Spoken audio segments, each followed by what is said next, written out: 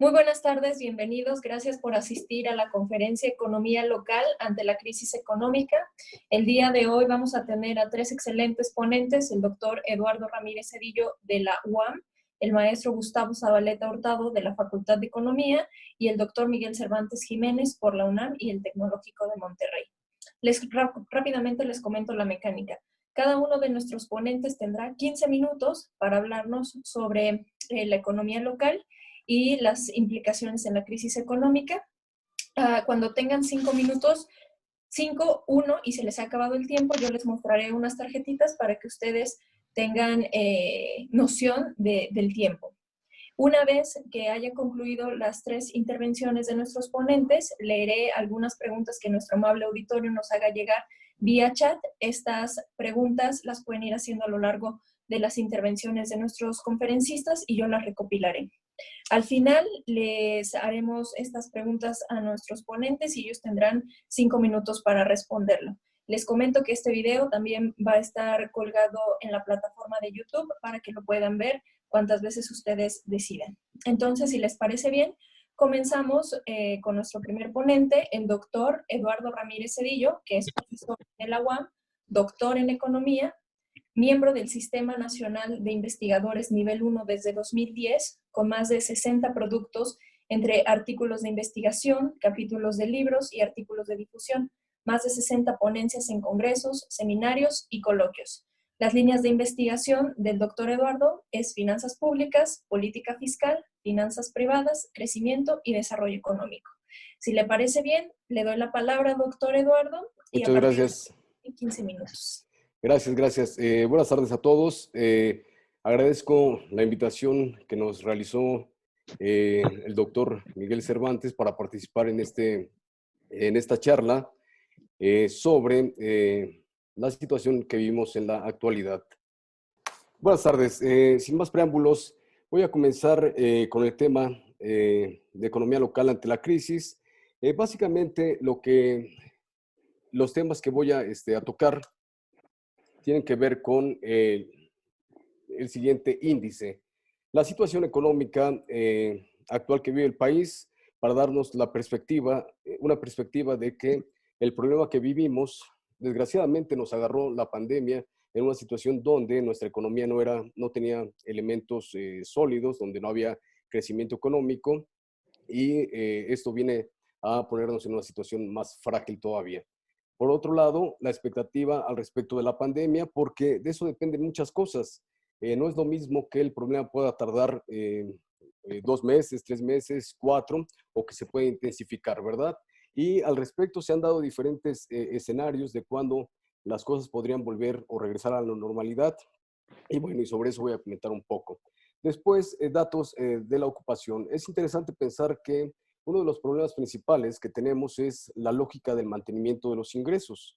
Y los ingresos, al final del día, la mayoría de nosotros lo obtenemos por lo que hacemos todos los días en nuestras actividades. Afortunadamente, algunos de nosotros podemos funcionar de una forma aceptable, sin recurrir a nuestras universidades, a nuestros centros de trabajo, pero un grueso de la población no lo puede hacer y ve en ese sentido disminuida su capacidad para obtener ingresos. Por lo tanto, los datos de la ocupación son interesantes porque no a todas las actividades económicas les afecta en la misma condición este fenómeno, ¿verdad? Y por otro lado, tan solo retomar algunas alternativas que se podrían llevar a cabo para tratar de generar una situación al final de este problema que pudiera ser, digamos, de una salida o recuperación rápida. Bien, seguramente ustedes se enteraron de que se dio a conocer la situación de los indicadores cíclicos coincidente y adelantado por parte del INEGI el día 6 de mayo. En él nos podemos dar cuenta de un escenario interesante y es el hecho de que la economía venía teniendo comportamientos decrecientes desde hace 21 meses con una situación de ampliación de la brecha con la condición del equilibrio de largo plazo de menos 1.61. En este caso, la ampliación del periodo y la situación de la caída que ha tenido nos conlleva técnicamente a estar dentro de lo que se considera una recesión económica.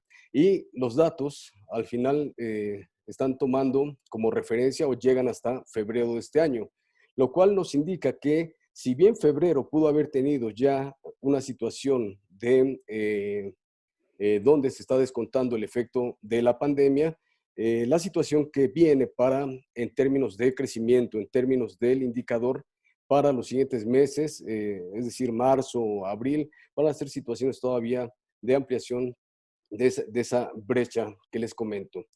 Este indicador, coincidente para los que lo conocen, se compone básicamente de algunos indicadores adicionales, como es el IGAE, el indicador de la actividad industrial, el índice de ingresos por suministro de bienes y servicios al por menor, la tasa de descuento urbano y las importaciones totales. Como ustedes pueden apreciar, la situación de la condición de la economía para algunos de estos indicadores no comenzó hace 21 meses, sino comenzó hace un mes anterior, ¿verdad?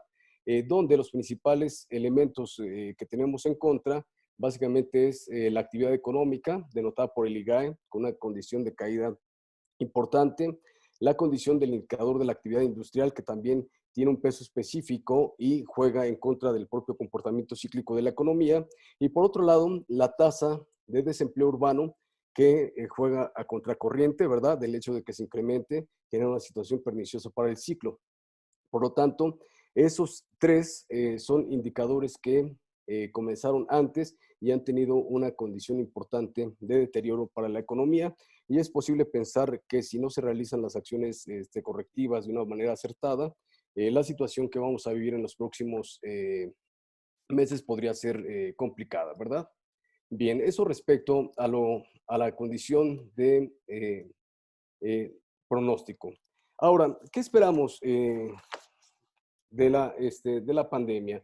Podríamos ver, por un lado, un caso de éxito en el control de la propia condición de infección que vivimos en el mundo, y es el caso de Corea. El caso de Corea, como ustedes ven, lleva una situación de control, se aplana la curva, se revierte la tendencia y comienza a funcionar de una manera bastante controlada la situación de la pandemia. ¿Cómo lo hace Corea? Pues básicamente identifica de una forma clara quiénes son los que tienen el contagio, empieza a generar una situación de aislamiento y tiene resultados que parecen bastante ordenados. Dos casos en los cuales se ha revertido la tendencia básicamente son en el lado izquierdo, el caso de Italia, que al parecer va en una situación ya de salida posible, ¿verdad? Y el caso de España, que también genera una situación bastante, pues, digamos, que puede ser loable, ¿verdad? Ahora, cuando pensamos en México, hay por ahí circulando un modelo del IMAS que establece que íbamos a llegar el 8 de mayo a una situación de 2,000 casos diarios, y que de ahí se iba a revertir la situación para generar una situación de término el 26 de junio. Lo que podemos ver del lado izquierdo es la situación de cómo se dan los contagios diarios en la línea azul, y la línea naranja es una media móvil, 8 días, que nos permite pensar que todavía podría no haber una situación de reversión de la tendencia o aplanamiento de la curva de los casos que tenemos todos los días. El caso, pero bueno, algunos podrían ser optimistas y todos deseamos ser optimistas y que así ocurra. El caso derecho denota el caso de Chile.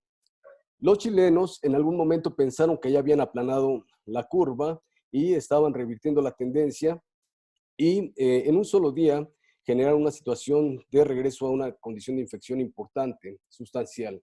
¿Qué pasó? Aflojaron la disciplina, empezaron a salir sin que hubieran tenido una condición de eliminación del contagio, y se fueron nuevamente a condiciones importantes de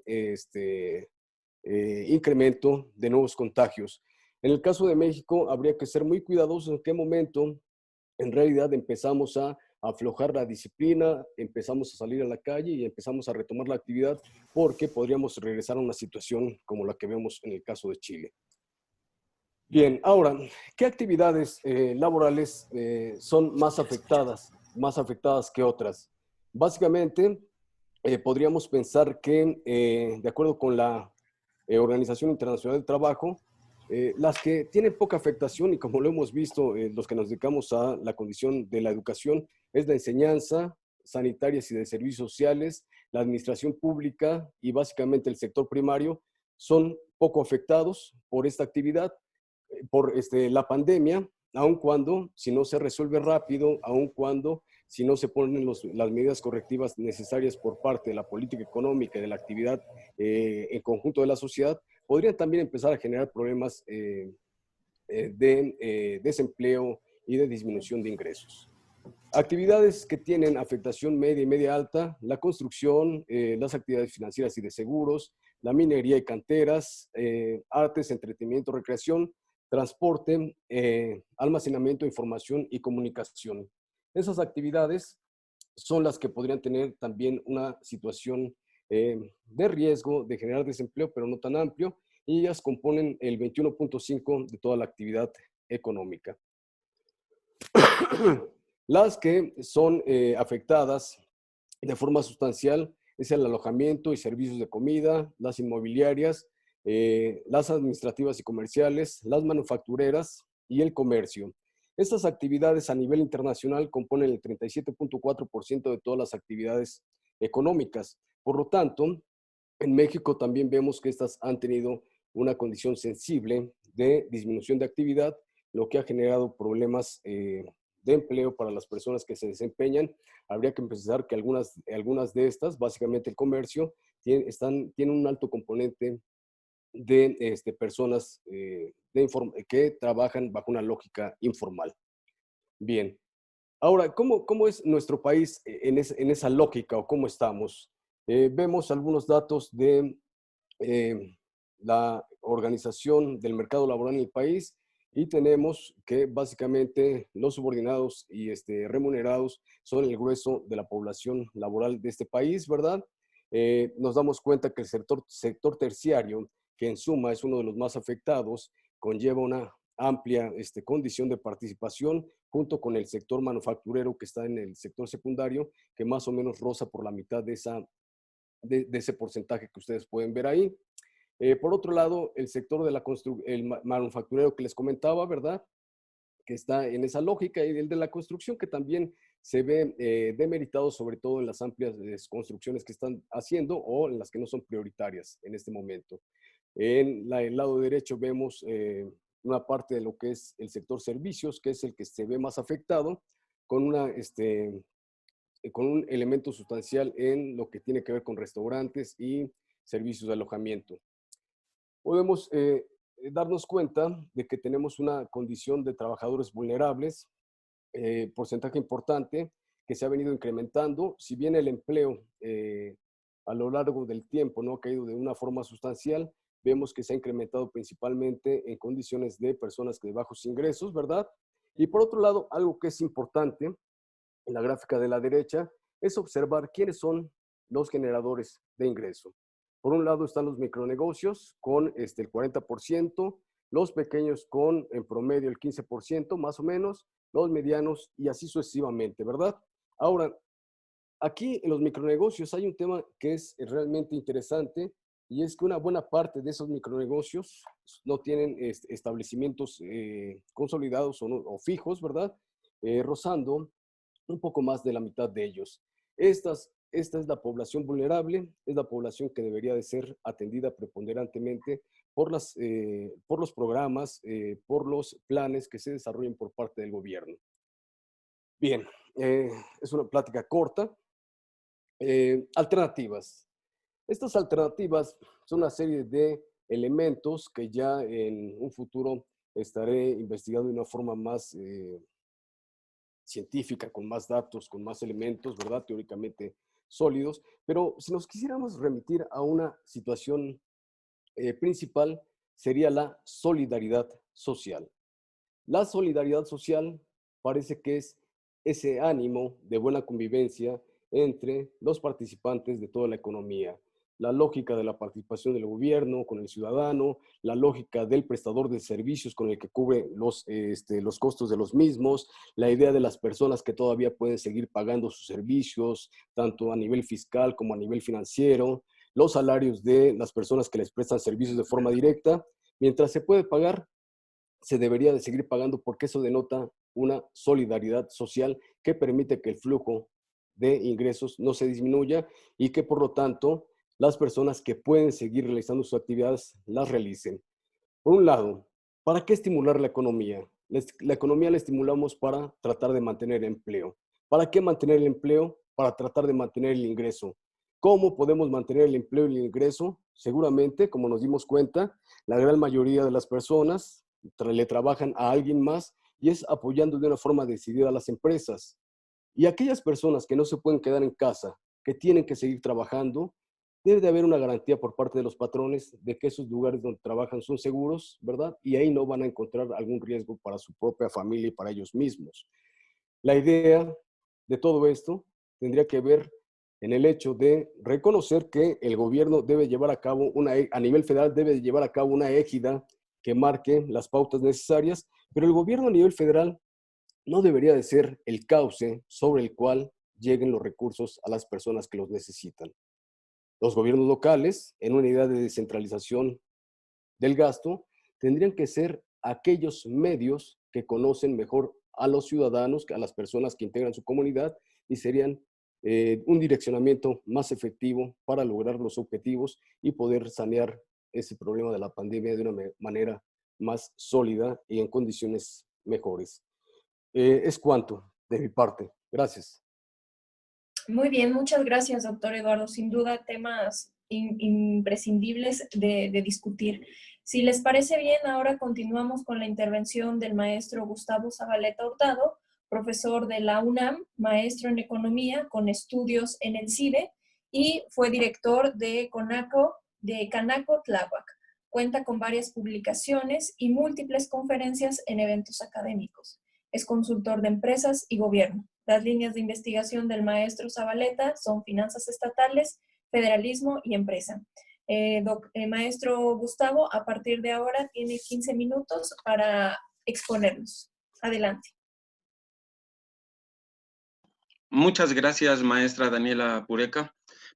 Es difícil en 15 minutos comunicar ideas tan profundas. Sin embargo, el ejercicio es muy bueno y podría yo empezar con una reflexión de lo que es la economía local, lo que es el hecho de que nosotros como economistas bajemos del análisis macroeconómico, del modelo econométrico hacia la economía real, que como yo le llamo, en ocasiones lo puedo ejemplificar con aquel dilema de que si le hacemos caso al Plan Nacional de Desarrollo, donde decimos grandes objetivos, deseamos todo el desarrollo económico, hablamos de sustitución de importaciones, luego hablamos de globalización y de que todos los agentes económicos se comportan de manera eficiente y el gobierno también, etcétera. Pero es una realidad que cuando nosotros llegamos a analizar lo que es la economía local, no sé si alcancen a ver ya la pantalla. La comparto. ¿La están viendo ya? Aquí sí, está. ya se va a ver. Nosotros, cuando llegamos a la economía local, nosotros tenemos el reto mayor de la economía en términos de concretar las ideas que la teoría plasma. Y en ese sentido, la economía mexicana tiene características muy peculiares. Por ejemplo, nosotros en el país, como ya lo comentaba el doctor Eduardo, tenemos ciertas características donde predomina la economía informal. Si ustedes me preguntaran qué es el comercio informal o qué es el micronegocio o el microcomercio, nosotros tendríamos que llegar a una cifra de millones de unidades económicas que trabajan de manera independiente. De forma que si nosotros vemos los datos, la dimensión nos permite ver que hay 5.4 millones de unidades económicas de acuerdo a INEGI Esta cifra varía, a veces baja, a veces sube. Ahorita yo creo que con el dato de las 347,000 empresas que perdimos, empleos que perdimos en 4 semanas, esta cifra va a cambiar de manera importante. Pero lo que quiero mencionar aquí es cómo el país está concentrado en algunas zonas geográficas y económicas de la manera que se ve en la gráfica. El Estado de México es a todas luces la entidad más importante en términos de empresas, porque allí se ubican el 12.6% de empresas del total nacional, con 17 millones de población. Y observen cómo la Ciudad de México tiene el 8.57 de empresas y 9 millones de población, se va moviendo. Jalisco, Puebla, Veracruz, Guanajuato y Michoacán. Estas 7 entidades concentran la actividad económica del 50% de las empresas y 62 millones de población. Entonces, uno de los principales problemas que tenemos es la geografía de la economía nacional. Si continuamos, vemos que la crisis, algunas ocasiones la hemos identificado como una crisis de salud. Sin embargo, en México, varios analistas hemos concluido de que es multidimensional. Esto significa que nosotros estamos viendo la crisis como generada por un virus, el coronavirus, pero en México tenemos una crisis estructural. Nosotros tenemos dimensiones de salud, tenemos problemas de salud de la pandemia, tenemos problemas de empleo. Generalmente se integran 1.200.000 jóvenes de 14 a 15 años y piden un puesto de trabajo y generalmente no se los damos, andamos en 350,000 empleos al año, de manera que tenemos un problema estructural del empleo. Eduardo ya lo comentaba cómo venimos desde el año pasado, y aquí ustedes lo pueden ver también, que en 2019 tuvimos una tasa de crecimiento de 0.1%. Entonces, allí tenemos un problema de empleo estructural. Tenemos un problema de seguridad, que no solamente porque ahorita el virus nos llevó a la cuarentena, pensaríamos algunas veces que la seguridad se disminuye, pero tenemos los días y las semanas más violentas de la historia de nuestro país. Tenemos un problema de educación. En la educación, todas las plataformas nos fuimos a lo digital y de repente alrededor de 60% de académicos no tenemos las condiciones adecuadas para llegar a la educación de un día para otro, a la educación digital. Tenemos el comercio, algunas cadenas como Walmart hablan de que el primer impacto fue de 10-15% y ahorita tenemos en Grupo Alsea, tenemos empresas que están marcando 70% de caída de las ventas. Tenemos el problema de financiamiento, que efectivamente, si hacemos caso en el sentido de que cerramos las actividades económicas, el financiamiento genera un problema porque cuando dejamos de generar ingresos, pues perdemos automáticamente la capacidad de pago de endeudamiento. Entonces, ahí hay una contradicción. Nos endeudamos, pero perdemos el ingreso. Salimos a ganar el ingreso y nos enfermamos de coronavirus, etcétera. Energía, que los mercados mundiales están pegando tremendamente fuerte. Y tenemos historias inéditas con la energía petrolera de hidrocarburos. La producción, en términos generales, en México y en el mundo, rompió las cadenas mundiales de producción. El transporte, como también lo veíamos con Eduardo, el doctor Eduardo, el transporte y toda aquella actividad económica que concentra a la población es un foco de problemas de salud y es un foco donde se pasa el virus y entonces tenemos que cortarlas. Y finalmente tenemos el problema que yo creo que todos en la sala nos hemos dado cuenta que cada vez el presupuesto alcanza menos. De manera que hay un círculo vicioso. Disminuimos la actividad económica y dejamos de pagar impuestos y a la vez el pago de impuestos no permite tener un mayor gasto público. De manera que si nosotros observamos, el choque es de oferta, el choque que nosotros estamos viviendo es de oferta es estructural, y después de que viene el choque de oferta, viene otro choque segundo de demanda. De manera que si nosotros planteamos medidas keynesianas a través de la hipótesis del consumo, perdón, de la demanda insatisfecha, estamos empezando al revés. Ahorita esta crisis es de oferta, no es de demanda. La demanda viene como una segunda etapa. De manera que tenemos una crisis que nosotros pensamos permanente, estructural, de corto, medio y largo plazo, y una capacidad de gasto público limitada. Algunas veces pensamos, oye, pues a mí no me toca porque no me pega mucho porque yo tengo un ingreso fijo. Sin embargo, esta crisis impacta a todos. En una primera instancia, a la gran mayoría de trabajadores independientes. Solamente pensemos que en servicios, en comercio, tenemos una gran cantidad de trabajadores independientes, podemos llamarlos también informales. Tenemos trabajadores formales que ya cerraron. Ustedes piensen en las tiendas como de Walmart, muchos talleres, muchas micro, pequeñas y medianas empresas, tenemos exportadores, importadores. Imagínense el vector de contagio que es el comercio internacional, ya sea por avión, por barco, tren. Tenemos también grandes corporativos que han estado cerrando. Imaginen ustedes todas las automotrices, toda la industria químico-farmacéutica, y finalmente también la burocracia en México ha estado impactada en los 3 niveles de gobierno: nacional, estatal y municipales. De manera que cuando nosotros observamos el desempleo, el impacto del desempleo, nosotros observamos que en 24 días, como lo comentaba, perdimos 347,000 empleos, de acuerdo a la Secretaría del Trabajo. Siguiendo en este sentido, el banco Banamex, Bancomer está estimando una caída de 4% del empleo formal.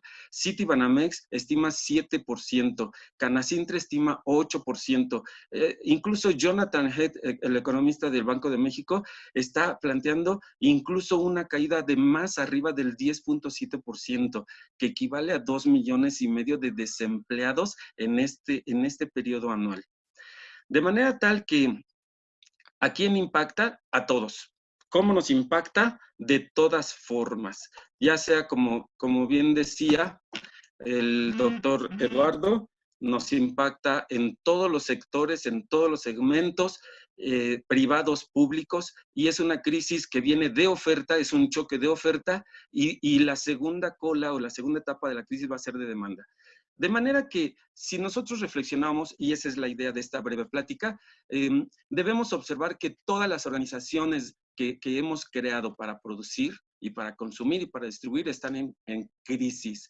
Tenemos la crisis del individuo, tenemos la crisis de la pareja, tenemos la crisis de la familia, la crisis de la empresa, ya sea micro, pequeña, mediana o grande, están en crisis. Tenemos crisis de partidos políticos, la sociedad civil misma, cuando se organiza, tenemos gran crisis también, y los 3 niveles de gobierno, nacional, estatal y municipal, también están en crisis. Por ello, nosotros pensamos que para caminar hacia la economía local, debemos nosotros reconocer un principio fundamental: que la empresa, el trabajo y el gobierno son indisolubles para lograr cualquier solución en el corto y mediano plazo, no para resolver la crisis, sino para minimizar los impactos que están por todos lados. De manera que si nosotros dividimos empresa y trabajo, estamos hacia otro camino, no para una solución integral. Si nosotros dividimos trabajo y gobierno, la misma forma. Si dividimos empresa y gobierno, también estamos yendo hacia otro camino, no hacia una solución de bienestar social que integre a todos los mexicanos, incluso los empresarios, los comerciantes.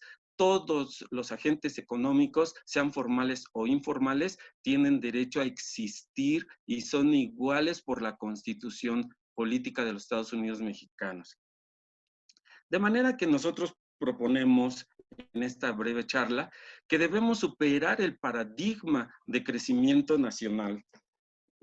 Ya no debemos de estar pensando en que la economía debe de resolverse a través del Plan Nacional de Desarrollo, sino que debemos pensar en un nuevo paradigma donde le demos la prioridad a lo regional y a lo local. Y esto significa que si ustedes piensan la mejora más adecuada para sus intereses está en su colonia, está en su parque industrial, está en su mercado. Y no, muchas veces no nos interesa como agentes económicos estar pensando en los grandes proyectos nacionales que vienen en el Plan Nacional de Desarrollo, que cada 6 años quedan inconclusos. De manera que nosotros estamos planteando que reflexionar hacia la economía local, debemos avanzar hacia la generación de ingreso local, hacia la generación de consumo local y hacia la generación de ahorro local. Nosotros planteamos que se requiere como una medida, como es un problema multidimensional, nosotros debemos tener una solución multidimensional que empieza desde las personas, las parejas, familias, etcétera, empresas y gobierno. Pero de la parte del gobierno, nosotros estamos planteando como sugerencias un nuevo pacto de coordinación fiscal, donde los recursos que se recaudan a nivel nacional actualmente se están distribuyendo en una relación de 80 federal, 16 estatales y 4 municipales. Nosotros planteamos que el nuevo pacto de coordinación fiscal debiera plantear una redistribución de la recaudación federal, 60% a gobierno federal, 30% a las 32 entidades y 10% a las 2.500 gobiernos municipales. También estamos planteando que el crédito que se cuenta a nivel internacional y a nivel Banco de México puede ser utilizado por parte del gobierno para hacer un pago inmediato a todos los proveedores de todos los gobiernos. Y esa sería una de las grandes medidas inmediatas y directas para mantener y defender el empleo local. También estamos planteando que en el largo plazo debemos resolver esa llamada fuga presupuestaria de empresas públicas que de una manera nos están desviando durante toda la historia de nuestro país los recursos públicos escasos. Y también como una medida adicional estamos planteando que las metas del presupuesto local deben centrarse bajo nuevas prioridades: salud, seguridad, empleo, educación, creación de empresas para generar riqueza e ingreso. Y también, nuevos sistemas bancarios y regionales. Si las empresas ahorran en lo regional, en lo local, pueden ellas desarrollar sistemas financieros locales que les permitan tener bancos, que les permitan financiar a su vez sus desarrollos empresariales. Rápidamente estoy planteando consolidar el consumo local. Esto se dice muy sencillo, pero son nuevos valores y nuevas prácticas. Desde siempre en economía planteamos sustitución de importaciones, pero la idea fundamental es de que la gente en lo local identifique a sus proveedores en lo local, identifique a sus consumidores en lo local y que genere sus empresas en lo local y que también pague sus impuestos y se queden sus impuestos en lo local. Finalmente, y con esto cierro, nuevos servicios de cuidado son nuevas prácticas económicas que debemos buscar. Por ejemplo, un restaurancito tiene la capacidad ahora de llevar la comida a casa. También debemos buscar cuidado de menores de tercera edad minusválidos. Finalmente, rediseño del gobierno hacia el valor agregado. Y como dice Tocqueville, en el manejo de las crisis, lo más difícil viene cuando la presión se relaja ligeramente. Muchas gracias. Muchas gracias, maestro Gustavo. Sin duda, importantes reflexiones. Le recordamos a nuestro amable auditorio que en el chat pueden dejar sus preguntas. Después de la intervención del doctor Miguel, pasaremos a la ronda de preguntas y respuestas. Entonces, los invitamos a que participen. Doctor Miguel, si le parece, usted será nuestro tercer ponente. El doctor Miguel Cervantes Jiménez es profesor en la Universidad Nacional Autónoma de México y en el Tecnológico de Monterrey. Él es doctor en economía, cuenta con más de 70 publicaciones entre libros y artículos científicos y de divulgación. Ha dirigido más de 90 tesis y ha impartido alrededor de 200 conferencias en diversos países. Es socio consultor de Ceficol y las líneas de investigación que desarrolla son modelos de equilibrio general computable, migración y remesas, microeconomía y políticas públicas. Doctor Miguel, si está listo, a partir de ahora tiene 15 minutos. Adelante. Sensacional. Muchas gracias, maestra García. Y Saludo con cariño a mis colegas, a Eduardo, a Gustavo, y he estado viendo en pantalla ahí a muchos colegas que quiero mucho, y obviamente ahora no voy a cometer el error de decir nombres porque seguramente algunos se me escapa, pero me da mucho gusto que nos estén acompañando. Bueno, ya el panorama está planteado. Tenemos serias debilidades en términos de economía. Ahora, la discusión que está presente en todos los medios es qué hacemos en términos de política fiscal o política monetaria. Y ahí me parece que ya está totalmente observada la conducta de nuestro gobierno y de nuestro Banco Central. Nuestro Banco Central decidió bajar la tasa de 6.5 a 6% y el gobierno fundamentalmente otorgar créditos para las empresas. Pero bueno, eso está sensacional en el ámbito de la economía agregada, pero ¿qué vamos a hacer en el caso de nuestra economía local? Pues bueno, vamos a ver.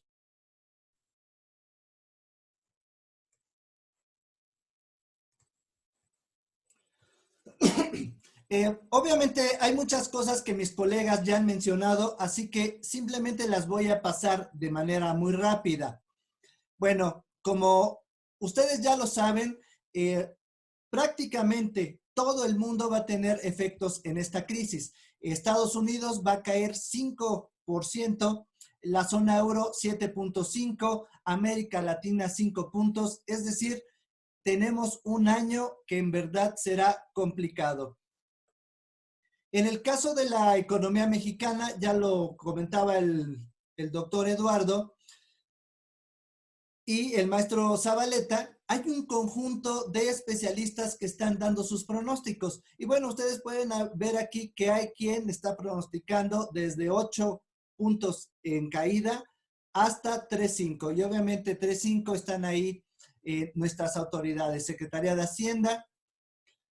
Así que el panorama definitivamente es una caída. Si yo observo cuáles han sido los dos momentos más críticos de esta economía mexicana en términos de crisis económicas, pues tenemos la del 94 y la de 2008. Y es importante observar que la del 94 fue una crisis local. La del 98 fue importada a partir de la crisis subprime, sobre todo en Estados Unidos, después en mercados europeos, pero esta es local, así que en el caso del 94 nos llevó 25 meses para alcanzar el nivel que teníamos antes de la crisis. En el caso de la subprime nos llevó 32.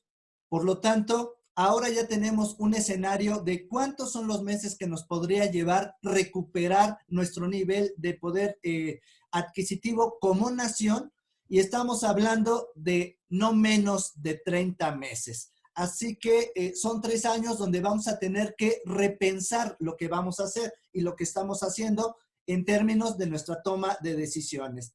Bueno, la industria, diría mi abuela, mal y de malas, ¿no? Caída, caída. Y obviamente ya se comentaba, hay una economía informal importante en México, 22% es nuestra economía informal, y en el caso de los trabajadores es todavía más grave, es del 60%. Bueno, ahora, ¿por qué discutir cómo ayudarnos a tomar mejores decisiones? Porque ahora no lo voy a hacer, pero siempre en donde me presento hago un ejercicio acerca de qué hace un economista.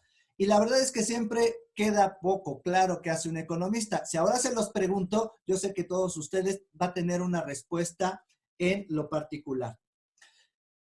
Y un economista, voy a ser muy sencillo, un economista lo que se dedica es a asignar los recursos escasos, y esta asignación tiene que ser eficiente. Ahora, ¿cuál es el estado de nuestros trabajadores? Bueno, resulta que el 11% tienen primaria incompleta, es decir, tenemos poca educación. 18% apenas completaron la primaria, 34% secundaria, y solo una tercera parte pudieron tener acceso a la educación media, superior y superior, es decir, entraron a prepa y a licenciatura. Pero eso implica que una gran parte de nuestros trabajadores, 2/3 partes, tienen una educación débil. Y esta educación débil implica la educación financiera. De hecho, siempre lo he exigido y no dejaré de hacerlo, se tiene que incorporar en todos los niveles educativos una asignatura que se llama finanzas personales. Y es de lo que les voy a platicar el día de hoy. Bueno, aquí están las medidas y fundamentalmente me concentraré en lo que sucede aquí. 25,000 millones de pesos a pymes. Y lo cierto es que 1 millón de créditos es un recurso por demás reducido.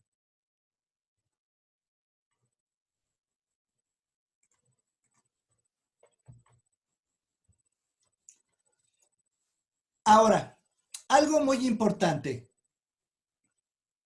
Debemos de recordar que en este diagrama de actores en economía hay dos claves, hay dos piezas fundamentales, las familias y las empresas. Las empresas contratan recursos, los generan, transforman en productos y los venden para que la sociedad satisfaga sus necesidades. Y estas empresas contratan trabajadores, recursos, máquinas, factores y les paga. Y a través de ese recurso es que ellos pueden comprar las mercancías que fueron producidas por las empresas. Entonces, en este circuito, inicialmente, pues no necesitamos más que a los productores y los consumidores. Esa es una economía básica. Ahora, el gobierno es un actor muy importante, pero en pocas ocasiones el gobierno nos ha demostrado que es un buen productor. Por lo tanto, hay que dejarle la acción a cada agente que sea eficiente. Por lo tanto, como diría mi abuela, zapatero a tus zapatos, gobierno a gobernar y empresas a producir, consumidores a generar riqueza en las empresas y obtener recursos para comprar los productos que se generan. Pero bueno, en todo este esquema hay decisiones importantes que debemos tomar. Y obviamente son 5 esferas: empleo, presupuesto, gasto, ahorro e inversión. Obviamente me voy a concentrar en algunas. Gasto. ¿Qué tenemos que hacer? Ante las crisis siempre debemos de tomar medidas para recomponer nuestra toma de decisiones. Porque cuando las cosas van bien, pues la verdad es que podemos gastar, quizá despilfarrar algo del recurso y no pasa algo que sea muy grave. Pero cuando estamos en una crisis, sí necesitamos tomar decisiones que sean las mejores para nuestra familia. Y aquí, ¿qué debemos hacer? Sí, hacer un presupuesto. Hay que sentarnos con la familia, hacer un evento divertido en el cual identifiquemos cuáles son nuestros gastos fijos y los pongamos en una hojita. Si eso lo pueden jugar y comenzar a hacer a través de POSIT, comenzar a escribir ahí cuáles son los gastos fijos, los variables, y irlos colocando en unas cartulinas o en la mesa para ir identificando estos gastos. El asunto es, hagamos esto divertido. ¿Cuáles son esos gastos fijos que tenemos que considerar y que no nos vamos a poder evitarlos? Bueno, está la electricidad, el agua, el predial, el teléfono fijo, si tenemos celular. Bueno, ahora es más fácil tener celular que fijo. La renta, el transporte, el gasto de las colegiaturas, artículos de limpieza. Esto es imprescindible y lo tenemos que hacer. En contraste, hay otros que no son tan necesarios. Así que tenemos que hacer ese presupuesto. ¿Cuáles son las mercancías que necesitamos comprar en este mes? Ahora, como obviamente estamos confinados, pues prácticamente estamos comprando despensa. No estamos comprando ropa. Sin embargo, si ustedes entran por internet, van a estar viendo que estas empresas que venden estos productos nos están ofreciendo precios más bajos. Así que quizá para quien no tenga un presupuesto apretado, sea momento de estar pensando en adquirir otro tipo de productos y tomar ventaja de la coyuntura. Y pues bueno, también en esta compra hay bienes que pueden ser sustituidos. Y obviamente sin perder la calidad, pero a menor precio. Y por supuesto que es importante nuevamente reitero, elaborar nuestra lista de lo que vamos a comprar y checar los precios.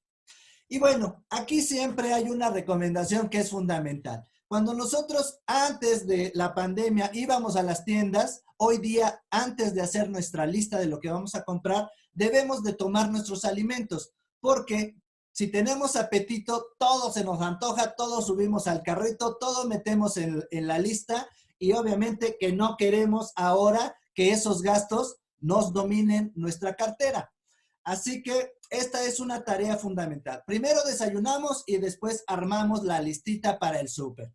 Hay que elaborar la lista de prioridades. Ahora no estamos en momentos para poder gastar en algo superfluo. Ahora necesitamos hacerlo en elementos centrales. Las tarjetas de crédito. Bueno, les voy a enseñar unos datos que en verdad son obscenos, pero ahorita déjenlo ahí solo con la zona roja de tener considerado que las tarjetas de crédito son crédito, no es una extensión de nuestro salario. En realidad los niños cuando nos acompañan a los bancos, pues ellos ven que metemos una tarjetita y que sale dinero y entonces el niño quisiera esa tarjetita. Bueno, esto no es posible salvo para el Banco Central. Así que es muy importante enseñarle a los niños que este dinero que obtenemos con las tarjetas de crédito no es nuestro dinero, no es una extensión de nuestro ingreso, sino esto lo tenemos que pagar. Y bueno, y si van a hacer compras en internet, hay que considerar que muchas veces les ofrecen compras sin intereses a lo largo del plazo del crédito, lo cual siempre es benéfico utilizar ese tipo de ofertas. Sin embargo, hay que tener conciencia acerca de la suma total de los recursos que nos va a acumular esas deudas, porque también nos podría desbordar. Y si bien no nos cobran intereses, al no pagar nuestro interés o nuestro monto mensual, pues obviamente que eso comienza a generar intereses. Consumo responsable, ahora no me voy a detener aquí, pero esta conciencia social que hoy día tenemos y que las nuevas generaciones de hecho nos están alimentando y nos están enseñando a consumir mejor, es momento de que le ayudemos a nuestros padres y ustedes, ¿no? Yo ya estoy un poquito más grandecito, pero les ayudemos a tener estos consumos que obviamente tienen que ser benéficos para el mundo y con la responsabilidad que implica el consumo.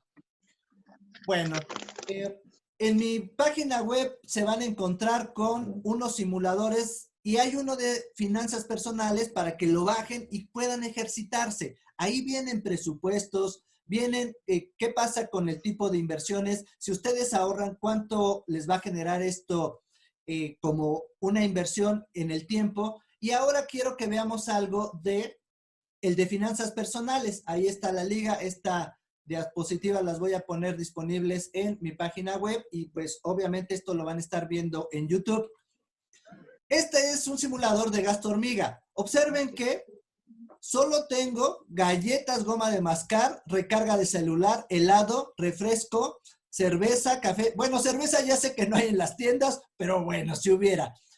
Café, cigarrillos, papas fritas y ¿cuántas veces lo consumimos por semana? Bueno, eso que se ve nimio, vean la cantidad de recursos que es mensual. Son casi 2,000 pesos. Y si esto lo acumulamos al año, son 24,000 pesos. ¿Y qué nos dice la Conducef?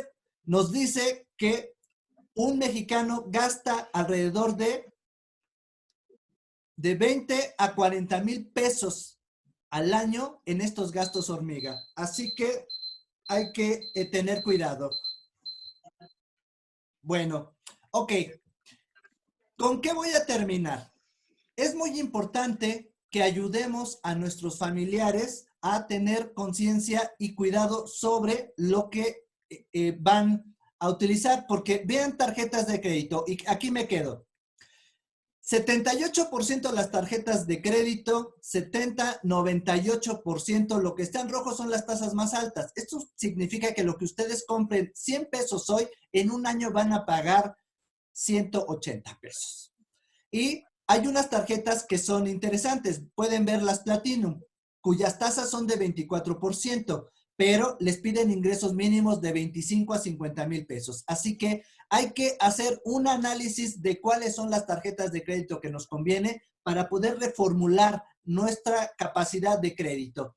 Y obviamente algo muy importante. Tenemos hoy día decisiones que se están tomando en el gobierno, pero estamos observando que Pemex desde hace ya varios trimestres nos está generando pérdidas. De tal forma, de tal magnitud que lo que se perdió en el primer trimestre nos permitiría pagarle durante un mes sin ningún problema a todos los ciudadanos de este país la renta que le compete y que gana en un mes. Así que debemos tomar decisiones en lo macro para que esto también incida en nuestras familias y pensar que México es un país que puede dotar de una renta básica en estas condiciones en estas condiciones coyunturales. Por lo pronto, esto es todo, maestra. Muy bien, le agradezco muchísimo. Les comento a nuestro auditorio que iniciaremos la etapa de preguntas y respuestas. Para el doctor Miguel Cervantes, nuestro amable auditorio nos hizo llegar algunas preguntas. ¿Los créditos del bienestar se pueden considerar un estímulo a la economía local? ¿Son suficientes? ¿Eran lo necesario? Y otra, ¿crees que sea necesaria una profunda desregulación de la economía a fin de lograr la recuperación? Lo escuchamos, doctor.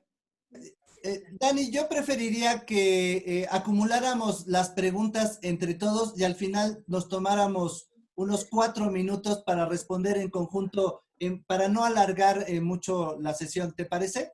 Excelente, muy bien. Entonces, estas son las primeras. Una siguiente pregunta de nuestro auditorio. Para reactivar la economía mexicana, ¿sería bueno retomar la política de privatizar a todas las empresas del gobierno, incluyendo escuelas, universidades y el sistema de salud?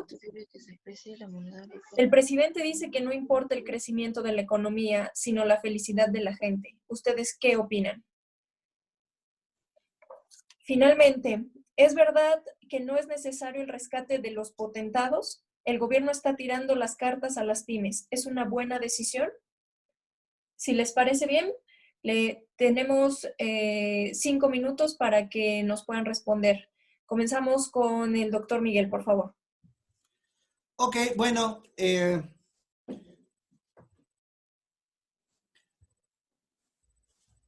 ¿Cómo integrar estas ideas? Bueno, la desregulación obviamente es complicado hablar de quitar la regulación en términos generales, porque cuando nosotros tenemos mercados que operan en competencia, pues definitivamente la teoría económica lo que nos ha demostrado es que genera la mejor asignación posible. Sin embargo, cuando hay monopolios, oligopolios, duopolios, tripolios, cuando hay estructuras donde se pueden fijar los precios, las empresas tienen el poder para fijar los precios, definitivamente esas soluciones económicamente no son las mejores. Así que necesitamos que el gobierno regule en esas condiciones para que los precios beneficien a los consumidores. Así que tendríamos que hablar en lo específico, en lo particular, acerca de aquellas actividades que están reguladas y cómo se tendrían que regular. Ahora, en lo general, mi opinión es, el gobierno tiene un papel importante en regular y para ello tiene que hacer estudios científicos. Así que lo menos que podemos hacer es darle la espalda a la ciencia porque es lo que nos permite generar soluciones eficientes. Si nosotros estamos pensando en construir un edificio, pues no lo hacemos con fe, lo hacemos contratando a un ingeniero que conoce la ciencia para construir un edificio. Entonces, hoy día es muy palpable. Tenemos el problema de la pandemia y ¿quién lo está atendiendo? Pues el científico, ¿no? Así que tenemos un doctor que nos está dando la información y que además nos está ayudando, dándonos recomendaciones tanto en lo macro como en lo local de cómo resolver.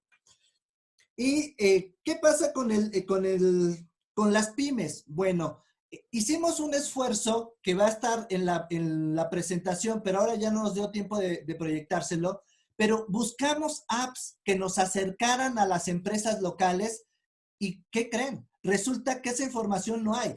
Están las aplicaciones y las páginas de internet que nos permite comprar con las cadenas de supermercados, las tradicionales, pero no existen aplicaciones para hacer economía local. Y yo creo que ahí tenemos una gran ventaja. Y finalmente, pues bueno, nuestro presidente tiene una forma particular de expresarse y me parece que lo que debemos hacer es solo guardar, eh, guardar el equilibrio en términos de nuestras profesiones y en el caso de economía, pues simplemente hacer una asignación eficiente de los recursos y esto implica obviamente elementos materiales. Para hablar de fe, pues definitivamente tendríamos que pasar a otro ámbito y la ciencia tiene ahí un conflicto. Así que, por lo pronto, aquí dejo mi explicación. Muchas gracias. Maestro Gustavo Zabaleta, por favor. Sí. Bueno, tengo varias preguntas. El doctor Santos pregunta, ¿para activar es bueno retomar la política de privatización? Definitivamente creo que en el mundo no podemos hacer a un lado el Estado. El Estado en Estados Unidos tiene muchas carencias en el sistema de salud y lo estamos viendo. En México, pues tenemos un sistema constitucional, tenemos un proyecto de 100 años constitucionalmente y pues todavía no alcanzamos la universalidad en la salud. Entonces, una política de privatización está mal vista políticamente, pero de alguna manera debemos entender, antes de esa política, debemos entender que los microempresarios, los pequeños y medianos empresarios, son los que están produciendo el valor agregado en las economías, no son los gobiernos. Si nosotros, esto lo vinculo con otra pregunta de qué hacemos con las paraestatales, definitivamente debemos pensar, como tenemos una crisis estructural de oferta, choque de oferta y luego choque de demanda, esto es inédito, debemos pensar de forma inédita y resolver lo que yo llamo una fuga presupuestaria de Pemex, CFE, de una manera inédita también.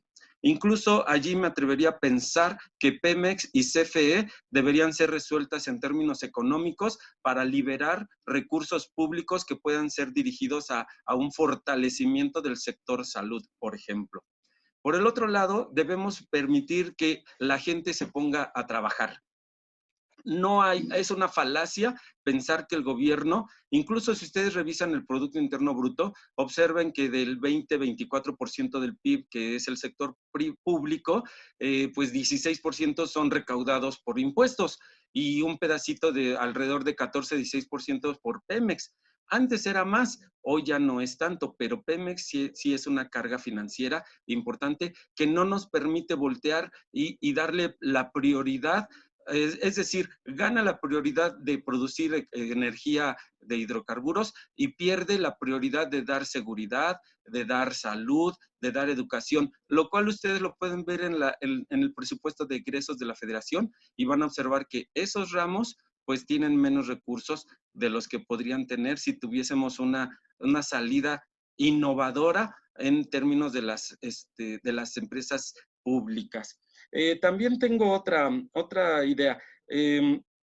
Los créditos del bienestar son un estímulo a la economía local. Simplemente, si yo te quito 100 en impuestos y te devuelvo, y gasto 90 en burocracia y te devuelvo 10 en subsidios o transferencias, pues entonces te quito 100 y te devuelvo 10, pues como que el asunto es de que 90 se lo gastó la burocracia y 10 se lo gastó el que recibió la transferencia directa. ¿Cuánto se consume en la economía? 100.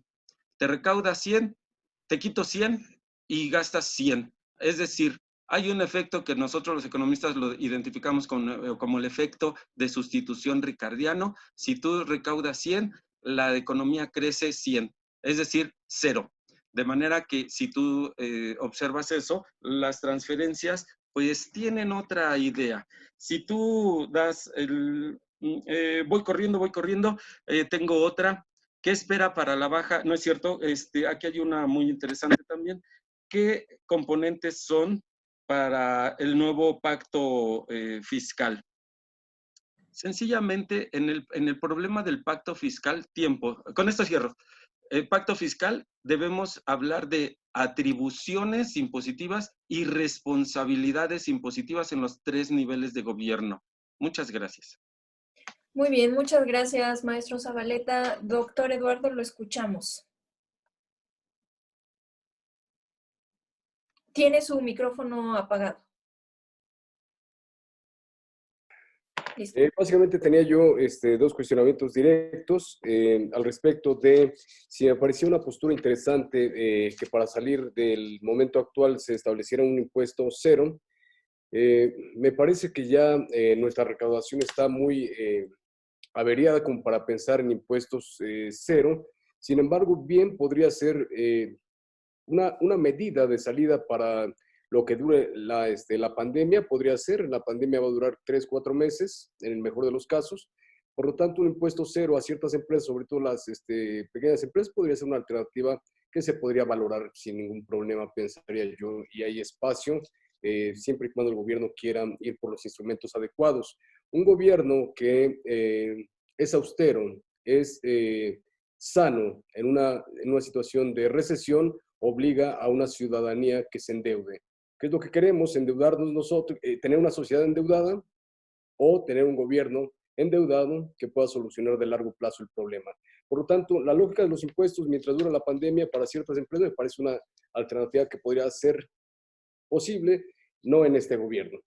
Y la otra pregunta directa, me cuestiona al respecto si la dolarización es una alternativa viable en este momento, y la dolarización nunca será una alternativa viable como una política monetaria para un país que quiere mantener su soberanía. La lógica de ir a la dolarización es básicamente amarrarnos una mano a la espalda y empezar a funcionar tan solo con un brazo. No sería lo adecuado. Aún en la lógica que vivimos en la actualidad, si alguien todavía sigue haciendo medidas que parecen saludables, es la política monetaria, y dejemos que sigan haciendo lo suyo y esperemos que lo sigan haciendo de una forma acertada. Bien, me parece que esas eran las que me correspondían. Muchas gracias. Muy bien, pues les agradezco muchísimo a nuestros ponentes y a los asistentes a esta conferencia virtual por haberse tomado el tiempo. Sin duda nos queda lugar a muchas reflexiones. Gracias por el análisis que nos han mostrado el día de hoy. Los invitamos a que vuelvan a ver este video si les parece de su interés en la plataforma YouTube, y a que consulten las páginas de nuestros distintos ponentes. Sin otro particular, les agradezco y nos vemos muy pronto en la próxima.